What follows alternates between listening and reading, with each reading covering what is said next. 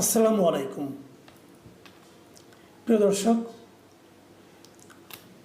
আমাদের রাজনীতিতে অথবা আমাদের দেশের যে বর্তমান যে পরিস্থিতিতে আমরা আছি, এখানে সেনাবাহিনীর ভূমিকাটা আসলে কী, এটা নিয়ে কিন্তু নানা ধরনের আলোচনা আমাদের সাধারণ মানুষের মধ্যে অনেক দিন ধরে হচ্ছে। আমরা দেখেছি গত বছর অগাস্টের সময় শেখ হাসিনা যখন দেশ ছেড়ে চলে গেলেন, মানে আওয়ামী লীগ সরকারের যখন পতন হলো, তখন আমার বিবেচনায় সবচেয়ে বড় এবং গুরুত্বপূর্ণ ভূমিকাটা রেখেছিল সেনাবাহিনী।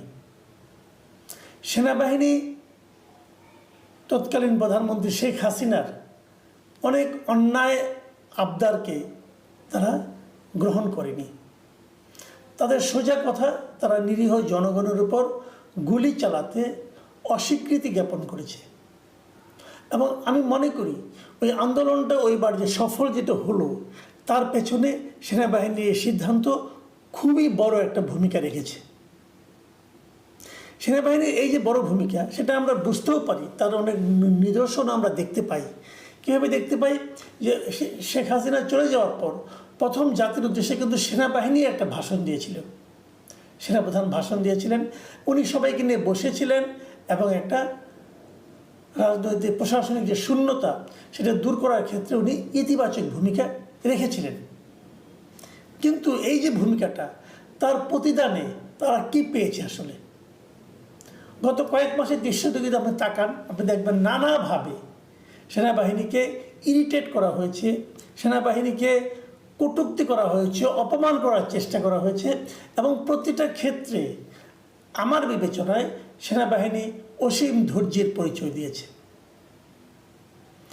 এই ধৈর্যটা দুর্বলতা কিনা, এটাও অনেকে সে সময় আমি প্রশ্ন করতে অনেককে শুনেছি, এটা নিয়ে আলোচনা হয়েছে। সর্বশেষ আজকে যে জিনিসটা আমি দেখলাম, যে আজকে সেনানিবাসে অফিসার্স অ্যাড্রেস যেটা হয়, সেখানে সেনাপ্রধান জেনারেল ওয়াকারুজ্জামান কিছু কথা বলেছেন। সেখানে এই যে সেনাবাহিনী নিয়ে যে সমস্ত কটূক্তি করা হয়েছিল, সেগুলোর একটা জবাবও দেওয়া হয়েছে।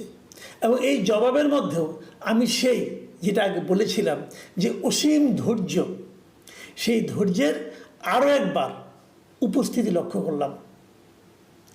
এখন উনি কী বলেছেন এটা বলার আগে বরঞ্চ আমরা দেখি গত কয়েকদিনে, মানে এই সাম্প্রতিক সময়ে সেনাবাহিনী নিয়ে কী কী কটূক্তি উচ্চারণ করা হয়েছে, সেগুলো দিকে একটু তাকাই। বেশি না, আমি দুই একটা বলবো। যেমন ধরেন মিস্টার নাসিরউদ্দিন পাটোয়ারি, উনি এনসিপির মুখ্য সমন্বয়ক। উনি একটা কথা বলেছিলেন, দুটো কথা উল্লেখ করছি আমি। একবার উনি বলেছিলেন যে, আমি যদি ওনার কথা কোট আনকোট পড়ে শোনাই, উনি বলেছিলেন, আমরা ইতিমধ্যে দেখেছি বাংলাদেশের সেনাবাহিনী পলিটিক্সের মধ্যে একটা নতুন বয়ান জন্ম দিয়েছে। উনি সেনাপ্রধানকে লক্ষ্য করে বলেছেন যে, উনি বলেছেন ডিসেম্বরে নির্বাচন হতে হবে, বাংলাদেশের সেনাবাহিনীর এই কথা বলার এখতিয়ার নেই, সেনাবাহিনী ক্যান্টনমেন্টেই থাকুক। যদি সেনাবাহিনী এখতিয়ার না থাকে, সেনাবাহিনীকে যদি আপনি ক্যান্টনমেন্টে রাখতে চান, তাহলে গত বছর অনেক সেনাবাহিনীর যেটা ভূমিকা, সেই ভূমিকাটা আপনি কীভাবে মূল্যায়ন করবেন? কারণ তখন তো সেনাবাহিনীর নিয়মটা কি, গভর্নমেন্ট যেটা আদেশ করবে সেটা তাই শুনবে। তারা যদি বলতো সরকার আদেশ করেছে, আমরা খুব শুনেছি, তারা তো সরকারের আদেশকে অমান্য করেছে। শেখ হাসিনা প্রধানমন্ত্রী এবং উনি একই সঙ্গে প্রতিরক্ষা মন্ত্রী ছিলেন, ওনার আদেশকেও তো সেনাবাহিনী মানেনি। কেন মানেনি? আসলে ওই কাগজে কলমে কি লেখা থাকে, তার বাইরেও কিছু কথা থাকে। আমাদের স্বাধীনতা যুদ্ধের কথা ধরুন, বঙ্গবন্ধু শেখ মুজিব ছিলেন ওই সময়ে আওয়ামী লীগের লিডার। আওয়ামী লীগ নির্বাচনে জয়লাভ করেছিল, কিন্তু ক্ষমতা তো পায়নি, ক্ষমতা তো হস্তান্তর করা হয়নি। তো আমাদের সেনাবাহিনী যখন আর্মির অর্ডারই শুনতে পারত, আর্মির অর্ডার শুনলে তো এই জিয়াউর রহমান, শফিউল্লাহ, খালেদ মোশাররফ, ওনারা তো আর যুদ্ধে যেতেন না। অথবা যারা সিনিয়র লিডার যা ছিলেন, তারা যুদ্ধে গেলেন কেন? তারা তো সেই অর্ডারকে লঙ্ঘন করে, অমান্য করে তারা যুদ্ধে গিয়েছেন।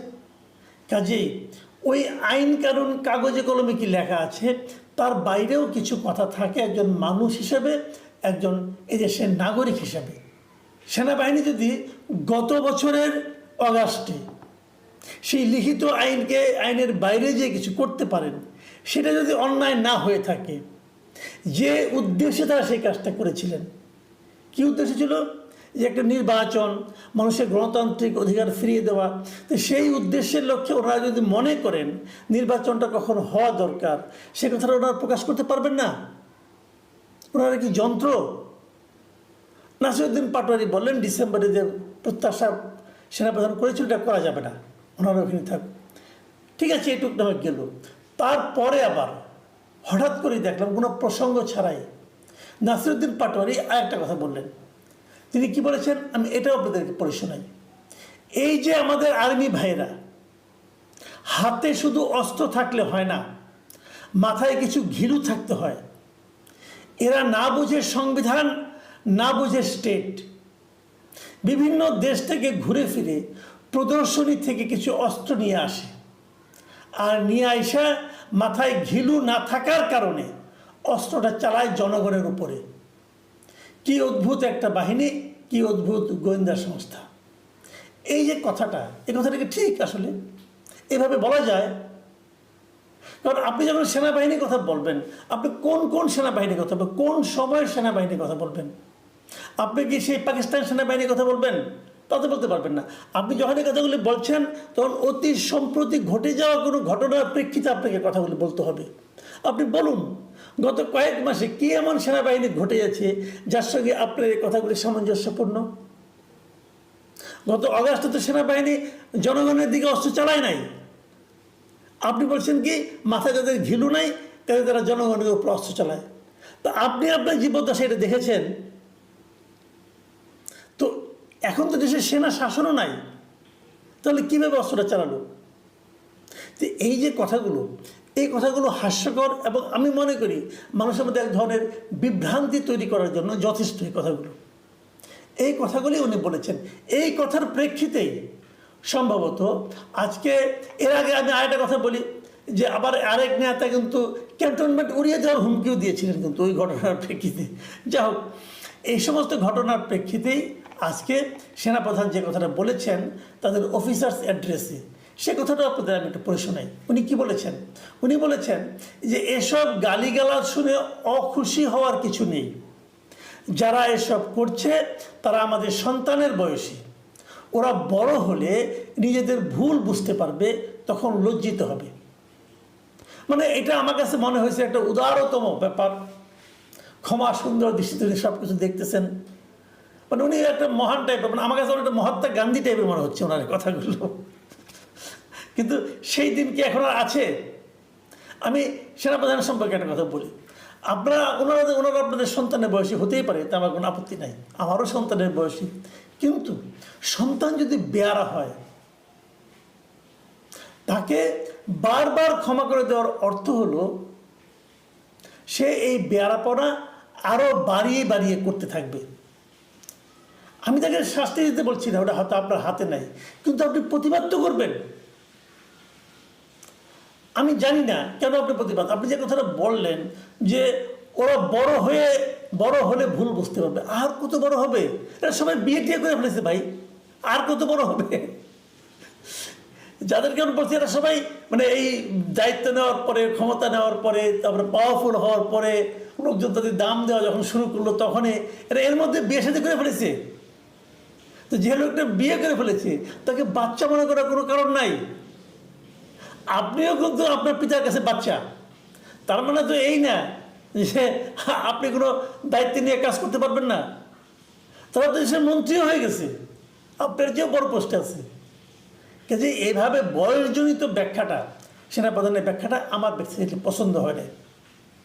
পছন্দ হয় না কারণ আমার কথা হলো কি, দেখেন বয়সটা ইম্পর্টেন্ট না। আপনি ছোট হন বা বড় হন, যদি আপনি কোনো ভুল বলেন সেটা ভুল।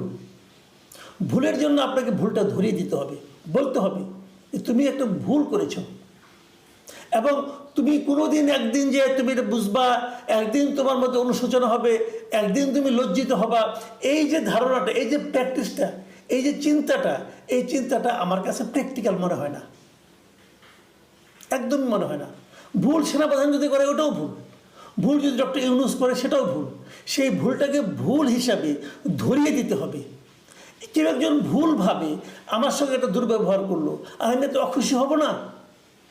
হব না অখুশি? পুরো সেনাবাহিনীকে কেউ বললো এদের মাথায় কোনো ঘিলু নেই, এবং সে একজন প্রাপ্তবয়স্ক লোক, তার কথা আপনি অখুশি হবেন না? কেন হবেন না? শুনুন মিস্টার ওয়াকিরুজ্জামান, আপনাকে একটা কথা বলি।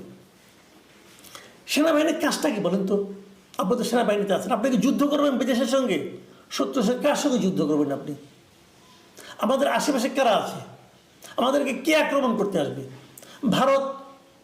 ভারতে যদি আসে, এই সেনাবাহিনীতে আপনি তাদের কতক্ষণ থামায় রাখতে পারবেন? আপনার সেই অস্ত্র আছে? অনেক কিছুই পারবেন না। কিন্তু তারপরেও একটা সেনাবাহিনী লাগে কেন? সেনাবাহিনী লাগে এই কারণে যে মানুষ সেনাবাহিনীকে দিকে তাকিয়ে সাহস পেতে চায়। সাধারণ মানুষ ভাবতে চায় আমাদের একটা শক্তিশালী সেনাবাহিনী আছে। শক্তিশালী আপনি কীভাবে প্রমাণ করবেন? আপনার আচার আচরণ কথাবার্তা সব কিছুর মাধ্যমে আপনাকে প্রমাণ করতে হবে। মানুষ একটা শক্তিশালী সেনাবাহিনী দেখতে চায়, মানুষ একটা নমনীয় সেনাবাহিনী দেখতে চায় না। আমি আশা করি যা বলতে চেয়েছি তা বলতে পেরেছি। প্রিয় দর্শক, এখন এই পর্যন্তই।